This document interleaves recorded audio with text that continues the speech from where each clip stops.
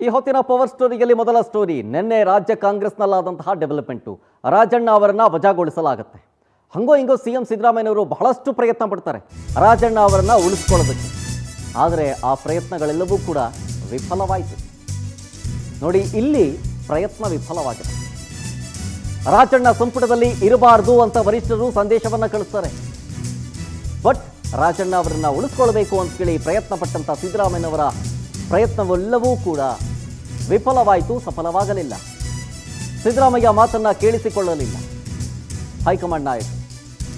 ವಜಾ ಮಾಡೋದ್ರ ಬದಲು ರಾಜೀನಾಮೆ ಕೊಡೋಕ್ಕೆ ನಿರ್ಧಾರವನ್ನ ಮಾಡಿದ್ರು ಸಿದ್ದರಾಮಯ್ಯನವರು. ಕೊಡ್ತೀನಿ ರಾಜೀನಾಮೆ ಅಂತ. ಆದರೆ ರಾಜಣ್ಣ ರಾಜೀನಾಮೆಯನ್ನ ರಾಹುಲ್ ಕಚೇರಿಗೆ ಸಿದ್ದರಾಮಯ್ಯನವರು ಕಳಿಸಿರ್ತಾರಲ್ಲ, ಅದಕ್ಕೆ ಒಪ್ಪಲಿಲ್ಲ. ರಾಜೀನಾಮೆಗೆ ಒಪ್ಪದೇನೆ ವಜಾ ಮಾಡೋದಕ್ಕೆ ಸೂಚನೆಯನ್ನು ಕೊಡ್ತಾರೆ ರಾಹುಲ್ ಗಾಂಧಿ ಅವರು.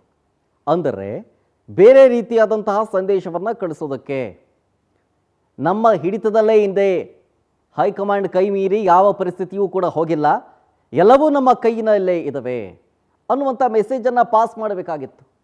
ಅದಕ್ಕೆ ಸಿದ್ದರಾಮಯ್ಯನವರು ಬಹಳಷ್ಟು ಟ್ರೈ ಮಾಡಿದ್ರು ಅವರನ್ನು ಒಂದು ಬಾರಿ ಉಳಿಸ್ಕೊಳ್ಳೋದಕ್ಕೆ, ಮತ್ತೊಂದು ಬಾರಿ ರಾಜೀನಾಮೆಯನ್ನಾದರೂ ಕೊಡ್ತಾನ ಅಂತ. ಆದರೆ ರಾಜೀನಾಮೆ ಈಸ್ಕೊಳ್ಳೋದಕ್ಕೆ ಆಗಲೇ ಇಲ್ಲ, ಒಪ್ಪಲೇ ಇಲ್ಲ. ರಾಜೀನಾಮೆ ಏನಾದರೂ ಅಂಗೀಕಾರವಾಗಿದ್ದರೆ ಸ್ವಂತ ನಿರ್ಣಯ ಅನ್ನೋ ರೀತಿಯಾಗತ್ತೆ, ಬೇರೆ ರೀತಿ ಮೆಸೇಜ್ ಪಾಸ್ ಆಗುತ್ತೆ. ಆವಾಗ ರಾಜೀನಾಮೆ ಅಂತಂತಂದರೆ ಸಾಫ್ಟ್ ಕಾರ್ನರ್ ತೋರಿಸಿದಂತಾಗತ್ತೆ.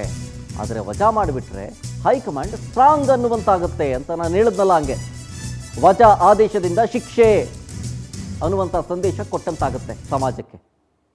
ಇದೇ ಕಾರಣಕ್ಕೆ ರಾಜಣ್ಣ ಅವರ ವಜಾಗೆ ರಾಹುಲ್ ಗಾಂಧಿ ಅವರು ಸೂಚನೆಯನ್ನು ಕೊಟ್ಟಿದ್ದು.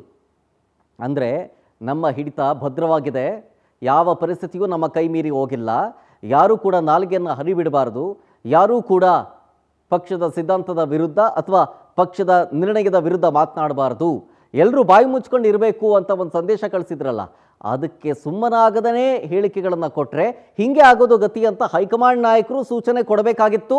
ಅದಕ್ಕೆ KN ರಾಜಣ್ಣ ಅವರಿಂದ ರಾಜೀನಾಮೆಯನ್ನು ಸ್ವೀಕರಿಸಿದರಿಗೆ ವಜಾ ಮಾಡಿದ್ರು ಅವರನ್ನು, ಅಂದರೆ ತೆಗೆದುಹಾಕಿದ್ರು ಅವರನ್ನು.